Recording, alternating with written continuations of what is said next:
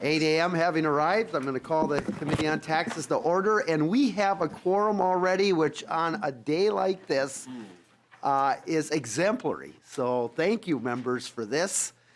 And with that, we'll start with approval of the minutes. Representative Lesligard. Mr. Chair, I move the minutes.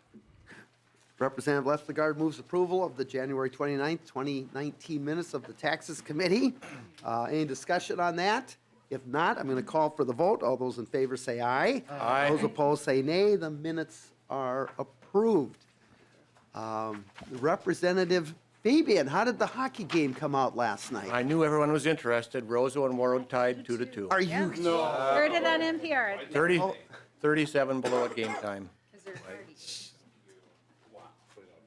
So, who's having the better season right now, Representative Fabian? Right now, Roseau is. Okay. Yeah. Okay, and it was in Roseau? Yes, it was. Okay, Yeah. so kind of maybe a mild upset. Yeah, actually, Roseau beat them the first time they played. I think it was 5-0, but it's high school sports. That's why we play the games. is exactly That's why you play the games on a cold winter night. Exactly. And we killed lots of ash borer beetles, too. Emerald ash borer beetles last night. I bet we did. Also, welcome back Representative Brand. And Representative Brand had a bill up yesterday, if you remember, but Representative Gomez carried the bill for him, but he did bring cookies. Oh. He understood the tradition, and so Pages, if you would pass those out, and I don't see the most senior member here. Right here. So we will, yes, so the next most senior is right there, Representative Davids on the corner. If you would start with him, and just one, please, Representative Davids, and then pass those on. Thank you. Bring them back. All right, we are ready to hit the agenda. So the first bill up is House File. Thank you. House File 333. Representative Acomb, welcome to the committee. And Representative Joachim, would you move House File 333? Yes, I will, Mr. Chair. All right, Representative Joachim moves House File 333 for possible inclusion into the omnibus tax bill. And we have an author's amendment, and let's take a look. It looks like the A2 amendment. Representative Joachim, would you move the author's amendment to get the bill into its proper shape? Yes, Mr. Chair, we'll move the author's amendment to get the bill into its proper shape. We have a motion to move A2 amendment. Any discussion? Hearing none. I will call for the vote on the A2 amendment. All those in favor say aye. Aye. Those opposed, motion prevails. The amendment is adopted. Representative Acomb, welcome to the committee, and please proceed. Thank you, Chair Marquardt and members. And I want to say that this is my first hearing, and I brought treats.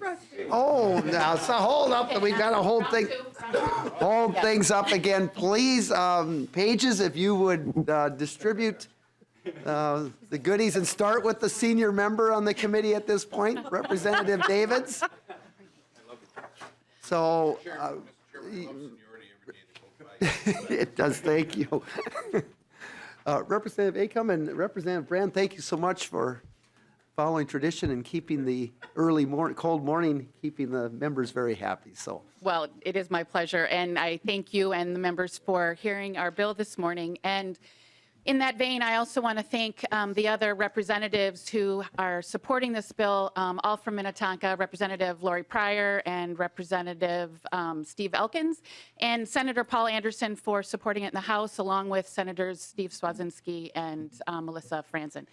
And I also want to thank Representative Davids for hearing this bill last session and approving it. We know ultimately it was a part of the omnibus bill that was vetoed for other reasons, but I appreciate that effort, the efforts last year.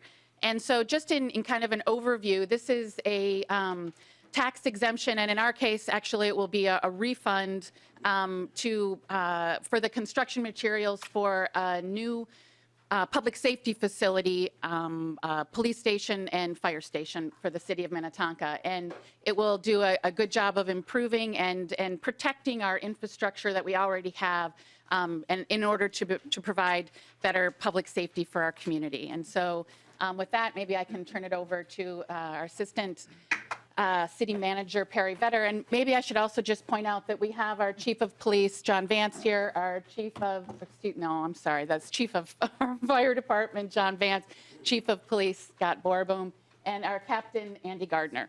And so just so you know that the experts are in the house. Gentlemen, thanks for being here and braving the weather today. So, Mr. Vetter, welcome, and please state your name for the committee. Thank you, Chair Marquardt. My name is Perry Vetter. I am the Assistant City Manager for the City of Minnetonka.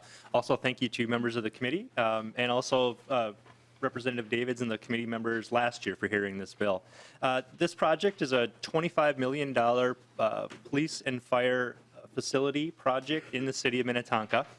It is going to most likely be funded by city-issued bonds. The City Council will make that decision here coming in a number of months. Last year when we were before the committee, we were in the concept plan phase for the project. So at that time, that's why we were thinking an exemption to the state sales tax would have benefited us greatly because it would have started before that. I'm pleased to say that last Monday evening, our city council did approve the final phase of the land use application. So now the hard part is we have to go build it. That'll be our next phase of the project. This facility project will renovate our existing police station and our existing fire station on our city campus for police use. It will also then be new construction for our fire department. And we kind of have three goals when we talk about this project. The first is to improve our safety and response. The fire station was built in 1975 on our Minnetonka campus, and a lot has changed since then in the delivery of fire services. The other piece is to accommodate growth in our changing workforce. When we think of our police delivery model of going to medical calls, Minnetonka has been a leader on mental health crisis work in the community, that it's not just police and safety calls anymore. They are dealing directly with residents on a one-to-one level. And the other one is protecting investments in our equipment. And when you think of the weather conditions that we all braved through to get through today, a majority of our vehicles currently sit outside. And when you think of those medical supplies, oxygen, et cetera, in those vehicles that are sitting outside tonight, that is one of the main reasons why we want to get all of that equipment inside and protect that investment. So. The facility project itself, it's about 95,000 square feet, 30,000 would be renovated, 60,000 square feet would be new construction. And as we look at the shape of our bill this evening, it would provide a refund exemption up to about $850,000 on the sales tax for construction materials. So with that, we'll stand with any questions and thank the committee for being here today. Thank you very much. Representative Acomb, are the other gentlemen going to testify, or they're just here for backup? I think they're here for backup. Okay, very good. And so if there's any questions specific to their you bet. departments, they'd happy to answer. So, and Ms. Dalton, this bill is similar to the ones we heard yesterday. Is that correct? And Ms. Dalton? Mr. Chair, members of the committee, that's correct. The only difference is they haven't started the actual construction. However, I'm assuming that they are in the process or will be in the process of letting contracts prior to session being over. And so those contracts will have the sales tax built in, which is why we need the refund mechanism this year, which was not in the bill last year. Okay. Questions from members? Representative Petersburg. Thank you, Mr. Chair, and hopefully groundbreaking isn't today, right? Yeah, right. Just out of curiosity, what's the final budget for the building of the and retrofitting and so forth? Thank you for that question. Representative And thank you, Mr. Chair. I'm sorry, I'm still getting used to this process. Thank you for that question. And I think in rough terms, it's about 25 million, but I will ask Perry Vetter to answer more closely. Yes, Chair, members of the committee. The facility project is $25 million. It's about $11 million in renovation costs to the police station and fire station, and about $14 million of new construction. Any other questions? Representative Lestegard. Thank you, Mr. Chair. Just a question, do you guys have, obviously the size of your community, that you have city engineers that follow the process throughout, cradle to grave throughout the whole project? Who wants it? Mr. Vetter? Yeah, yes, Chair, members of the committee. We do have city engineers and city planners on staff. We also have a project lead architect of Wold Architects and Engineering of St. Paul that are actually going to be doing the civil drawings and contract documents, but our internal staff will be doing review and project management. Any other questions from members? Anyone from the audience that would care to testify for or against House File 333, or with concerns for House File 333? Seeing none, Representative Acomb, any final comments? I just thank you for braving the cold to be here today and appreciate the opportunity. Representative Joachim renews her motion to lay over House File 333 as amended for possible inclusion into the tax omnibus bill. Thank you very much for being here. Thank you. Mr. Chairman, Representative Davids. I would move the Hertaus bill, House File 37. Representative Davids moves House File 37 for possible inclusion into the tax omnibus bill. And Representative Davids, we do have an author's A1 amendment. Would you care to move that also? Chairman, I'll move the A1 amendment. Representative Davids moves the A1 amendment. Any discussion on the A1 amendment to get the bill in its proper form? Hearing none, I'll call for the vote. All those in favor say aye. Aye. Those opposed say nay. The motion does prevail. The A1 amendment is adopted. Representative Hertaus, thank you so much for being back again today. And I do want to thank you for carrying this bill also, because I know it's taking care of a situation that actually involved back along the border on Minnesota and North Dakota and back in my neck of the woods too. So thank you so much for bringing this forward. Well, thank you, Mr. Chair and members. And Mr. Chair, yesterday I received an email from the Department of Health, and they are recommending just one minor little oral change, if I may introduce that. You may. Okay, on page 2, line 1. Okay, just hold it just a second so everyone can get there, Representative Hertaus. Sure. Okay, page 2, line 1. Right. You'll see in quotation marks it says certificate of birth. And the department says they have certificates of birth and certificates of birth resulting in stillbirth. So they would like it to just be a little more clear so that there's a distinction between the two types of certificates that they issue. So what I'm proposing to do is right after the word birth on line 1 to insert resulting in a stillbirth and then quotation. So it'd be those 3 words. 4 words, resulting in a stillbirth. So the David's oral amendment would be after the word birth on line 2.1, insert 4 words resulting in a stillbirth.